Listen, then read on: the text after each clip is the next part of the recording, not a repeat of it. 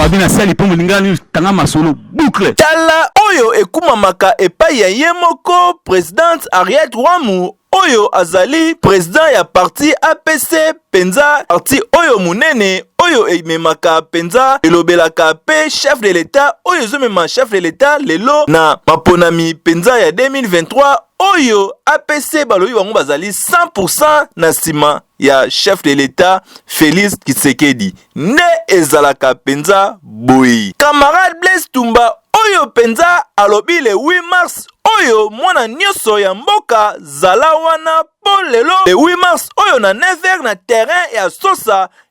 kozala danger mati oyo ezali munene kobana na 9h juste penza na terrain ya Asosa mwana nyoso zala wana na bokebi nyoso poko silisa la bango bako gagner mbongo moko ya bien ya ebele pe 3 ngulu ya 150 kilo ekozanga te po ye moko honorable Blaise Tumba oyo azali epai ye moko mama Ariette Wangu azobimisa penza na funa ezali makasi mingi zala ne wana mwana ya Kongo oyo zali na funa ezalaka ne ya fasi po vidina bakache baza batatisi bazara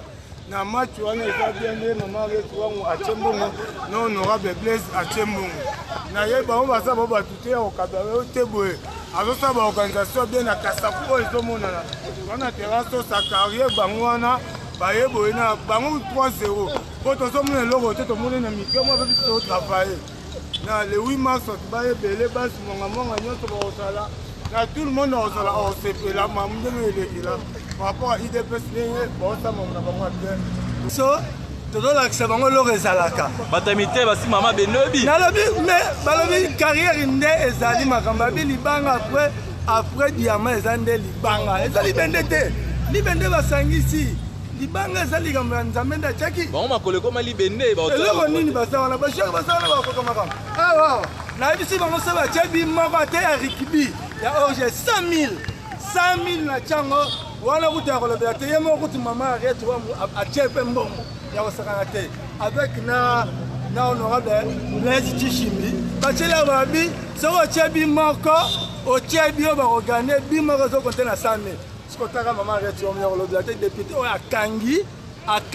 Kongo zaye fachia moko yebi ayi ke mutana tshela ba mutema siko Blaise Tshisekedi yende solution o funa tombe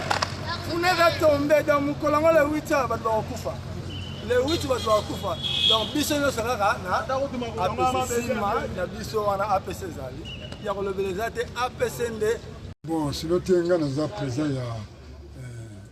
club monga mais de toutes les façons match le 8 mars un match moko à 9h au plus tard à 10h on met à compte FC Carrière